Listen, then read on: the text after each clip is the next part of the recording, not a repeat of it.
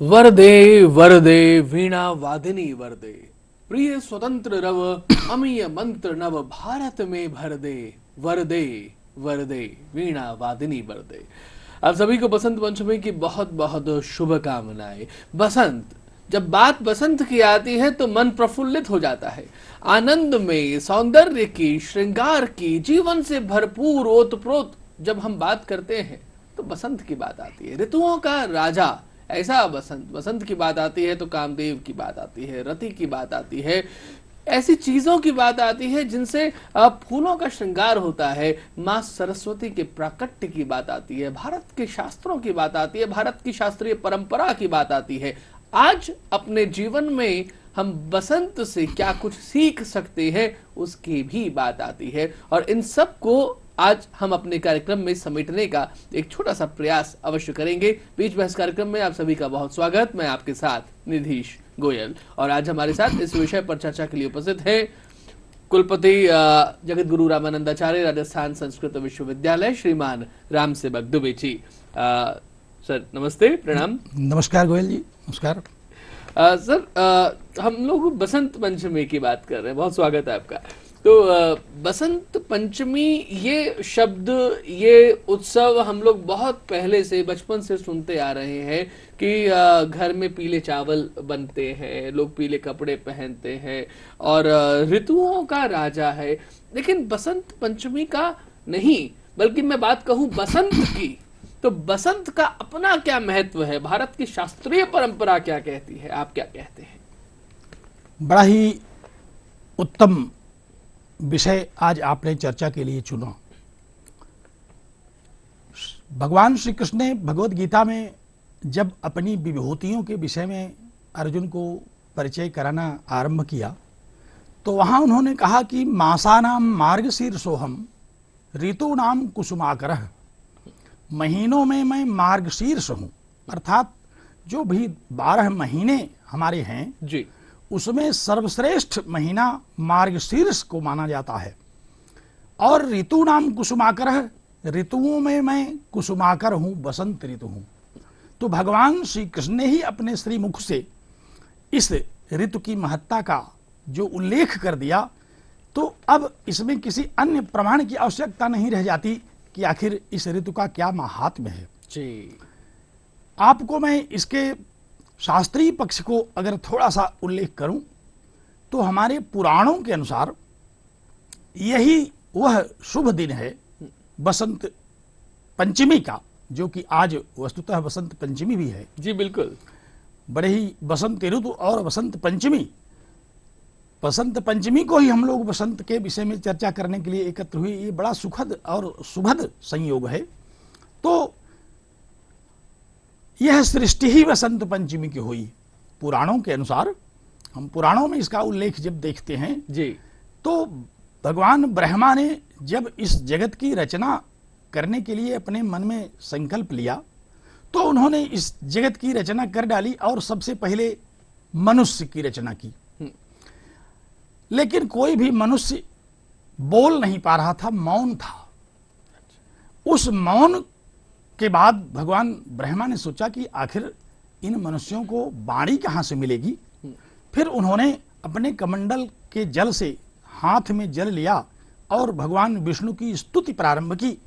भगवान विष्णु प्रकट हुए प्रसन्न होकर के, और ब्रह्मा जी ने अपनी समस्या का उल्लेख किया जब, तो भगवान विष्णु ने स्मरण किया आदिशक्ति का, और आदिशक्ति के रूप में महाशक्ति जब प्रकट हुई, तो उनसे भगवान विष्णु और ब्रह्मा जी ने जगत की रचना के विषय में इस समस्या का उल्लेख किया।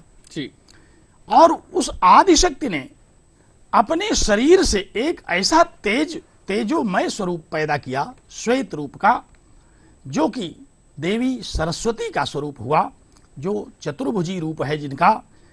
और वह देवी सरस्वती के हाथ में माला, पुस्तक, वीणा और एक हाथ वर देने की मुद्रा में भगवती सरस्वती पैदा हुई। और उन्होंने अपने वीणा को जैसे ही झंकार में परिवर्तित किया, उसी समय इस पूरे जगत में स्वर गूंज गया और सभी मनुष्यों को, सभी जीवों को बोलने की शक्ति प्राप्त हो गई। तो आप देखिए, एक नाद का एक प्रादुर्भाव नाद हुआ। का प्रादुर्भाव हुआ और वही नाद हम सब में, जन जन में, कण कण में, प्राणी मात्र में आज नादित हो रहा है, निनादित हो रहा है। तो देवी भगवती सरस्वती का प्राकट्य आज के दिन हुआ, बसंत पंचमी को। इसीलिए हम लोग देवी भगवती सरस्वती को ज्ञान की अधिष्ठात्री देवी मानते हैं। आज के दिन समग्र देश में, समग्र शिक्षालयों में देवी सरस्वती का पूजन हो रहा है, उनका अभिनंदन हो रहा है, अर्चन हो रहा है। आज प्रातःकाल विश्वविद्यालय के परिसर में सबसे पहले मैंने भी मंदिर में जाकर के भगवती वीणा पाणी का अर्चन किया। तो आज का दिन सच पूछें आप तो सृष्टि का प्रथम दिन है। इसी बसंत पंचमी से सृष्टि आरंभ हुई और इसी बसंत पंचमी को ही भगवती सरस्वती का प्राकट्य हुआ, जिन्होंने इस जगत में ज्ञान की एक परंपरा भर दी। तो भगवान श्री कृष्ण ने इस बात को ध्यान में रखते हुए कहा कि ऋतु नाम कुसुमाकर, मैं ऋतुओं में कुसुमाकर हूं। इतना महत्व है इस बसंत पंचमी का और बसंत का। और आप इस बात को भी अनुमान लगा सकते हैं जी कि हम बसंत में देखते हैं कि कण कण में एक ऐसा उल्लास, वृक्ष वृक्ष में पुष्पित होना, फूल खिलना, फसलें हमारी इस समय फल देने के लिए तत्पर हो जाती हैं। सारा का सारा धरती इस समय हरियाली से गूंजा हुआ है। सरसों, पीले रंग की सरसों फूली हुई है। और भगवती सरस्वती के विषय में तो ये कहा जाता है कि वो पीले रंग को उन्होंने बहुत ही पसंद किया। तो आज यह पूरी पृथ्वी, आज यह पूरा समग्र वायुमंडल भगवती सरस्वती से अनुप्राणित है। बहुत सुंदर। और हम लोग आज उनकी वंदना कर रहे हैं, उनकी आराधना कर रहे हैं, इस मौसम का, इस ऋतु का आनंद ले रहे हैं। आपने कुसुमाकर इस शब्द का जो उपयोग किया, हालांकि हम लोग संस्कृत के बहुत सारे लोग देख भी रहे होंगे कार्यक्रम को, और तृतीय भाषा के तौर पर संस्कृत बहुत सारे लोगों ने पढ़ी भी होगी, मैंने भी पढ़ी है। तो थोड़ा दर्शकों को ये भी बताइए, ये कुसुमाकर, ये जो शब्द है, ये शब्द अपने आप में क्या कहता है? देखिए, इस समय पूरी प्रकृति कुसुमित हो जाती है, प्रफुल्लित हो जाती है, पुष्पित हो जाती है। कुसुम से तात्पर्य पुष्प का है। बिल्कुल। और इस समय सारी की सारी सृष्टि, जड़ हो चाहे चेतन, उसमें पुष्प आ जाता है, वो पुष्पित हो जाता है, सुस्मित हो जाता है, उसमें एक मुस्कान आ जाती है। तो कुसुमाकर माने, कुसुम माने पुष्प, और पुष्प को, खिले हुए पुष्प को अगर आप परिकल्पना करें तो यह पूरी की पूरी सृष्टि खिले हुए पुष्प की जो रमणीयता है, उस रमणीयता का आकर है। आकर माने एक समग्र समूह है।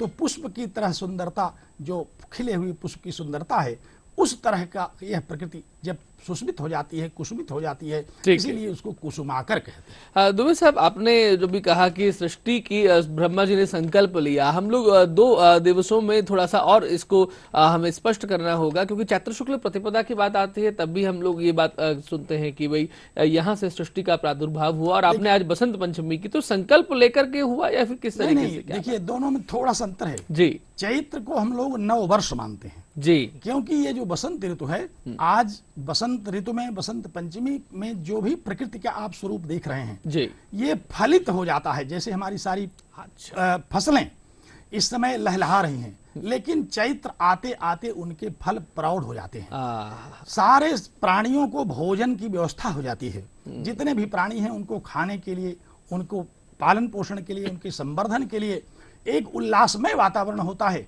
अन्य महीनों में तो खाने के लिए हमें व्यवस्था देखनी पड़ती है, लेकिन इस समय खेतों में जहां फसल पक रही है, वहीं पक्षियों के लिए भी खेतों की फसल उपलब्ध है। जितने भी अन्य जीव जंतु हैं उनको भी खाने के लिए वहां फसल उपलब्ध है। तो वहां से हमारा नया वर्ष मिलता है। जैसे हम लोग नए वर्ष के उल्लास में ही फाल्गुन में, चैत्र के पहले फाल्गुन में तमाम प्रकार के गीत, होली गीत, इन सारे गीतों को गा करके हम लोग अपने नए वर्ष का स्वागत करते हैं, उसका अभिनंदन करते हैं। वैसे तो कई प्रकार के नव वर्ष हम लोग देखते हैं, सुनते हैं, मनाए भी जाते हैं, लेकिन जो हमारा नव वर्ष है वो चैत्र से आरंभ होता है। भगवान श्री राम का जन्म उत्सव उस समय से होता है। तो वह तो नए वर्ष का आरंभ हम लोग मानते हैं, लेकिन सृष्टि का जो आरंभ हुआ वो हम बसंत पंचमी के स्वरूप में बसंत ऋतु से ही मानते हैं। क्योंकि कोई भी वस्तु जब पैदा होती है तो उसके पहले वो कुसुमित होती है, पुष्पित होती है, पहले फूलती है फिर फलती है। हाँ, इतना सुंदर आपने बोला है कि पहले फूलती है फिर फलती है। और हमारे दर्शक ध्यान दें कि किस तरीके से अगर हम बात करें भगवान श्री सूर्य नारायण के उत्तरायण में प्रवेश के साथ ही ये सारी प्रक्रियाएं शुरू हो जाती सारी हैं। प्रक्रियाएं शुरू हो जाती हैं। और भगवान सूर्य नारायण के उत्तरायण में जाने का तो बड़ा शास्त्रीय महत्व अन्य दृष्टियों से भी है, आध्यात्मिक महत्व है, दार्शनिक महत्व है। जिस समय भगवान सूर्य उत्तरायण में होते हैं उस समय अनेक प्रकार के शुभ कार्य आरंभ हो जाते हैं। जी जी जी। और वह इस बसंत से ही आरंभ हो जाते हैं। जब मकर में भगवान सूर्य प्रवेश करते हैं तो वहीं से हम सूर्य के उत्तरायण का आगमन, उनका स्वागत करते हैं और उस समय से हमें सारे शुभ कार्य आरंभ हो जाते हैं। तो पहले हमने उत्तरायण का त्योहार मनाया, मकर संक्रांति करी, तिल के लड्डू, हम जो कुछ कुछ पंक्तियां करते हैं कि मीठे गुड़ में मिल गए तिल और उड़ी पतंग और खिल गए दिल, वो दिल और खिलते हैं और खिल जाते हैं जब बसंत पंचमी का उत्सव आता है। फिर फागुन के गीत आते हैं, होली आती है, रंग आते हैं और फिर रंगों की परिणति आपने जो कहा फलती है और फूलती है, तो वो चैत्र शुक्ल प्रतिपदा और गुप्त नवरात्रि भी चल रहे हैं। हाँ, गुप्त नवरात्रि में भी चल रहे हैं। तो ये भी बड़ा, आपने माँ की बात की थी, आदिशक्ति की बात की थी, तो आदिशक्ति का ये पर्व चल रहा है। आदिशक्ति का पर्व चल रहा है। हम लोग माँ आदिशक्ति और गुप्त नवरात्र में भगवती सरस्वती की वंदना करते रहते हैं। और ये बसंत पंचमी का दिन इसीलिए हमारे लिए बड़ा ही पुण्यप्रद होता है, बड़ा ही शुभद होता है। आज के दिन से ही हम प्रायः बच्चों को उनका शिक्षारंभ भी करते हैं। शिक्षारंभ के लिए तो हम वैसे तो रक्षाबंधन में भी हम वेदारंभ करते हैं, लेकिन प्रायः इस बसंत पंचमी से ही हम शिक्षा का भी आरंभ करते हैं, वेदों का भी आरंभ करते हैं। बसंत पंचमी का इस प्रकार से शास्त्रीय और इसका दार्शनिक, आध्यात्मिक बहुत सारा महत्व है। आज आप देखें, मैं तो प्रयागराज से हूँ। प्रयागराज में गंगा और यमुना तथा अदृश्य सरस्वती के तट पर आज बसंत पंचमी को करोड़ों श्रद्धालु, करोड़ों तीर्थयात्री आकर के स्नान करते हैं। और वहाँ स्नान करने मात्र से ही व्यक्ति अपने इस दुखमय जीव जगत जंजाल से छूट जाता है।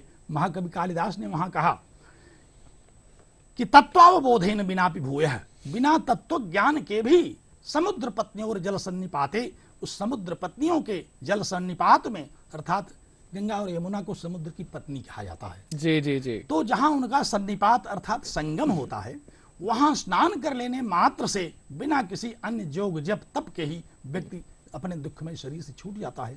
तो आज बसंत पंचमी के दिन गंगा यमुना के तट पर अथवा जहां भी दो नदियों का संगम है पूरे देश में, वहां मनुष्य जो भी हमारी हिंदू संस्कृति में आस्था रखते हैं, जो भी सनातन संस्कृति और सनातन धर्म के मानने वाले हैं, वो सब पावन नदियों में जाकर के स्नान करते हैं। इसका भी बड़ा महत्व है, दान का महत्व है। शिक्षा का आरंभ होता है आज ही के दिन से। तो इस तरह से बसंत पंचमी हमारे लिए बहुत ही महनीय पर्व है।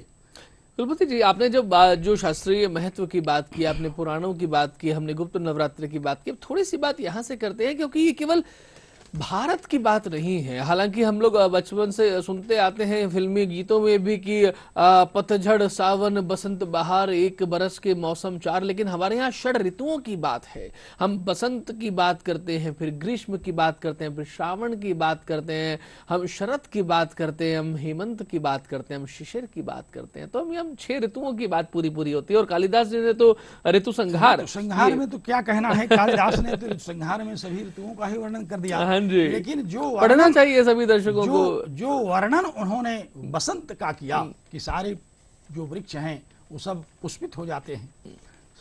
क्या है, द्रुमास पुष्पा स्त्रियः सकामाः, तो वहाँ सारे वृक्ष पुष्पित हो जाते हैं, प्रसन्न हो जाते हैं, खिल जाते हैं। जैसे खिलखिला करके हंसना होता है, उसी तरह से सारी प्रकृति खिलखिला उठती है। अरे वाह।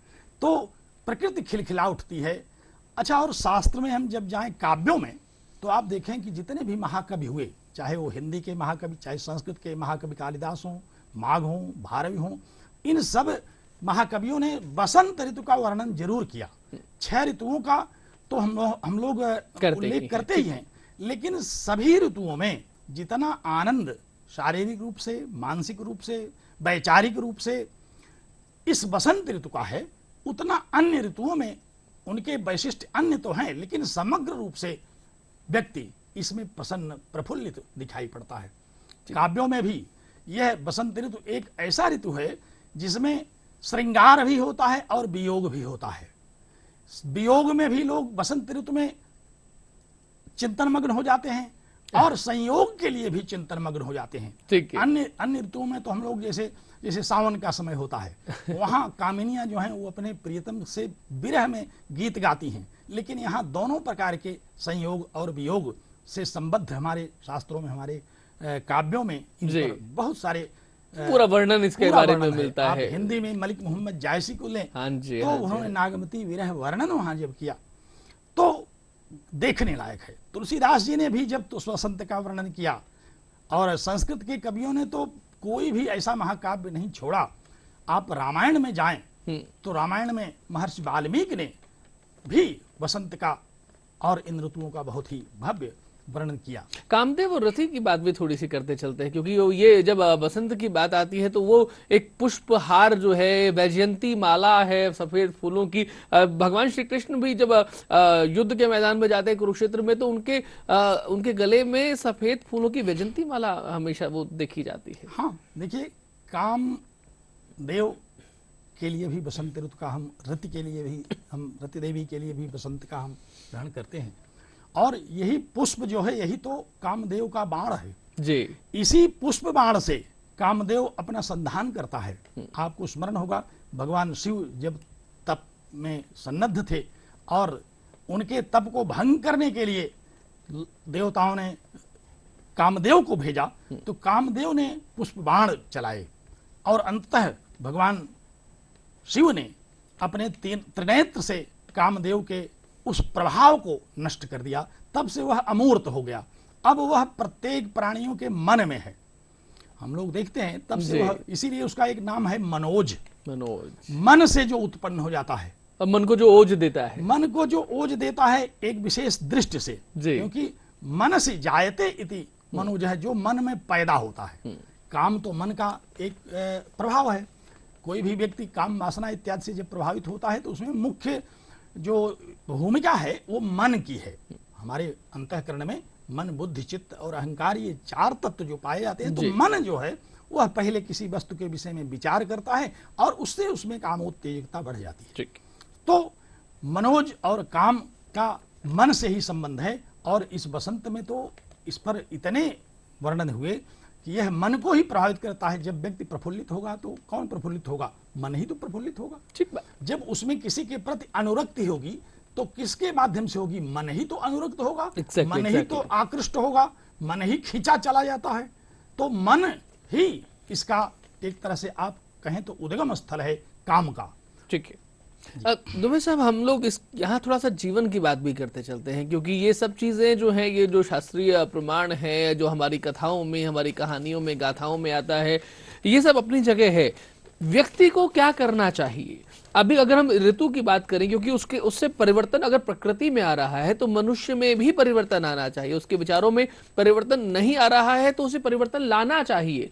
तो वो किस तरीके से वो करे, कैसा उसका व्यवहार, चिंतन, मनन हो, क्या परिवर्तन वो लेकर के आए, इसके बारे में थोड़ा बताएं। देखिए, परिवर्तन तो आ रहा है। परिवर्तन लाने से तो अन्य ऋतुओं में आता है, लेकिन बसंत ऋतु में तो परिवर्तन स्वाभाविक है।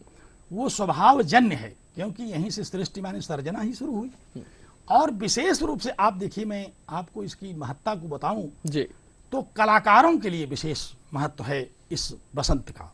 जैसे दीपावली को हम लोग विजय महोत्सव के रूप में मनाते हैं, क्षत्रियों के त्योहार के रूप में मनाते हैं, रक्षाबंधन को ब्राह्मणों के त्योहार के रूप में मनाते हैं, उसी तरह से ये जो बसंतोत्सव है ये कलाकारों का है। चाहे वह दूरदर्शन का कलाकार हो, चाहे आकाशवाणी का कलाकार हो, नाट्य का कलाकार हो, काव्य का कलाकार हो, कलाकारों के द्वारा बसंत पंचमी में भगवती देवी सरस्वती की इसीलिए उपासना की जाती है कि उस समय मन इतना प्रफुल्लित होता है। भगवान श्री कृष्ण ने जब कहा कि बहत साम, जो गीत है सामवेद का जो मुख्य गीत है, उसको भी हम उसी प्रसन्न मन जब होगा तभी तो उसका गायन करेंगे। ठीक बात। उसी तरह से बसंत, भगवान श्री कृष्ण ने कहा कि ऋतु भी ऐसी एक परिस्थिति उत्पन्न कर देती है कि हम प्रसन्न हो जाते हैं और हम गुनगुनाने लगते हैं। आप देखिए, होलिकोत्सव में होलिका के समय में कोई ऐसा मनुष्य नहीं बचेगा जो कि गुनगुनाने न लगे, गाने न लगे, जिसमें मस्ती न छा जाए। हम लोग उस मस्ती को बढ़ाने के लिए ही बहुत सारे तेल पान इत्यादि करते हैं, ठीक है। लेकिन मस्ती में ही मस्ती बढ़ सकती है। जी। किसी जड़ तत्व में अगर आप किसी द्रव्य का आधान करें तो वो मस्त नहीं हो जाएगा। बिल्कुल बिल्कुल। जब मस्ती को ग्रहण करने की हमारे अंदर क्षमता होगी तभी हम उसको ग्रहण कर पाते हैं। तो यह सृष्टि में एक सहज क्षमता उत्पन्न हो जाती है इस बसंत में कि हम हर प्रकार की मस्ती से युक्त हो जाते हैं। और हमें करना ये चाहिए, आपने जो जिज्ञासा की, कि हमें अपने मन को सन्मार्ग में लगाना चाहिए। ठीक। क्योंकि मन तो चंचल होता है। भगवान श्री कृष्ण ने कहा कि चंचलम भी मन कृष्ण। चंचल माने बहुत तेज गति से दौड़ने वाला नहीं, बल्कि चंचल माने जो आगे भी चले, पीछे भी चले, ऊपर भी चले, नीचे भी चले, इधर भी चले, उधर भी चले। तो मन तो इस गति का है, उसका स्वभाव है। तो ऐसे में हमें इस मन को इस बसंत ऋतु में अपने परम अभीष्ट की ओर लगाना चाहिए। और निश्चित रूप से ऐसी मानसिक दशा होती है इस समय कि आप जिस परम अभीष्ट में इसको लगाएंगे, मन उसी में लग जाएगा। और सामाजिक कल्याण से लेकर के सांसारिक कल्याण से लेकर के परम कल्याण तक हम इससे प्राप्त कर सकते हैं।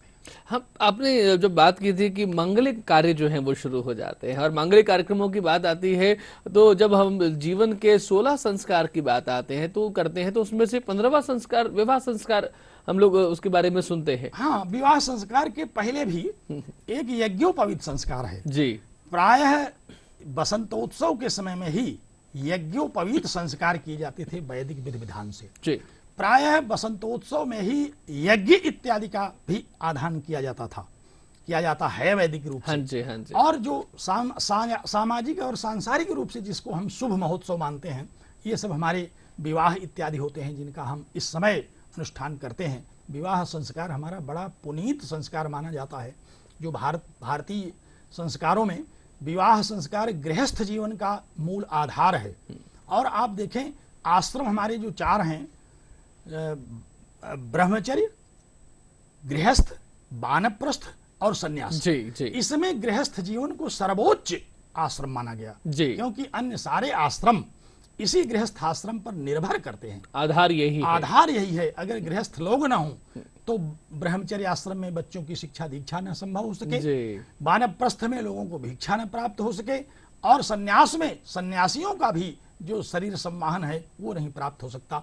तो गृहस्थ जीवन का जो शुभ महोत्सव है वह यज्ञोपवीत से आरंभ हुआ, और यज्ञोपवीत के बाद जब गृहस्थ जीवन में प्रवेश हो जाता है तो शुभ विवाह से आरंभ होता है। और फिर तो हमारे शुभ कार्य आरंभ ही हो जाते हैं। विवाह के बाद संतानोत्पत्ति होती है, संतानोत्पत्ति के बाद संतान का विवाह होता है, और ये शुभ हमारे जीवन पर्यंत चलते रहते हैं। हम नाना प्रकार के इस प्रकार के शुभ कार्य बसंतोत्सव में प्रायः करना बहुत ही भाग्य का विषय समझते हैं।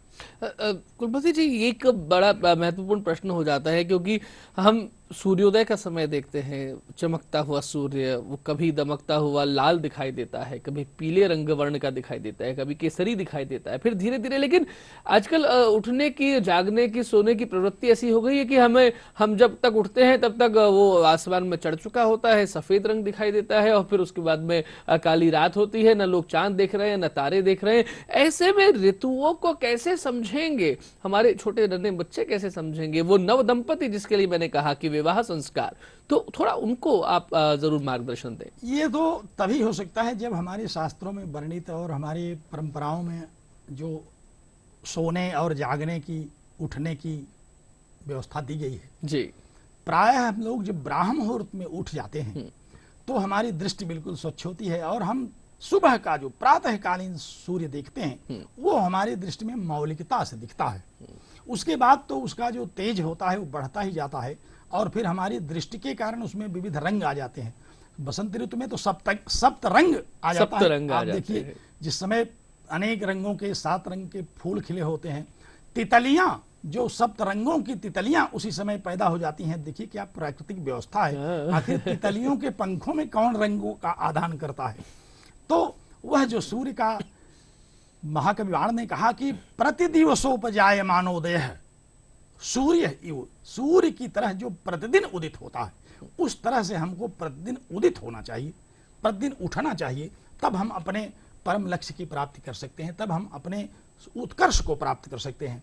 तो प्रातःकालीन जो सूर्य है उसको अगर आप देखें तो सूर्य का जो लालिमा पूर्ण उसका स्वभाव, उसका जी। प्रभाव और हमको आनंद देने वाला, हमको लाभान्वित करने वाला उस समय की वायु, ये हमको उसी समय अनुभूत होते हैं, जो कि अब सोने जागने की थोड़ा व्यवस्था समाज में बदल गई जी। है, लोगों ने अपनी दिनचर्या बदल ली है, लेकिन जो हमारी शास्त्रीय दिनचर्या है उसके अनुसार अगर हम चलते हैं तो हमें सभी का यथार्थ बोध होता रहता है और हम उसका अनुभव करते रहते हैं। गुलपति जी, एक बड़ा महत्वपूर्ण दिन था जब पूरे विश्व ने योग किया, पूरे विश्व ने सूर्य नमस्कार किया। चूंकि आपने सूर्य की बात की, सूर्य सप्तमी भी आ रही है जी, जी। हमारे यहाँ, हमारे राज्य में सूर्य नमस्कार विश्व रिकॉर्ड भी वो भी बनाया जाने वाला है। तो किस तरीके से अपने आप को, अपने मानसिक दशा की जो बात की, तो ये बसंत पंचमी वो उत्सव है, ये बसंत वो ऋतु है जो आपको शारीरिक रूप से, आपको मानसिक रूप से, आध्यात्मिक रूप से, राष्ट्रीय रूप से, धार्मिक रूप से, हर तरीके से आपके जीवन में इंद्रधनुष भर देती है। बिल्कुल। देखिए, सूर्य तो ग्रहों का राजा कहा गया है। जो हमारे यहाँ नवग्रह की जी। स्थिति कही गई है उसमें सारे ग्रह सूर्य की परिक्रमा करते हैं। ये ग्रहों का राजा है। ग्रह योग जब बनते हैं तो सूर्य की उसमें बड़ी महत्वपूर्ण भूमिका होती है। तो सूर्य नमस्कार का जहाँ तक प्रश्न है, सूर्य नमस्कार हमारे शारीरिक रूप से समृद्ध होने का बहुत बड़ा कारण है।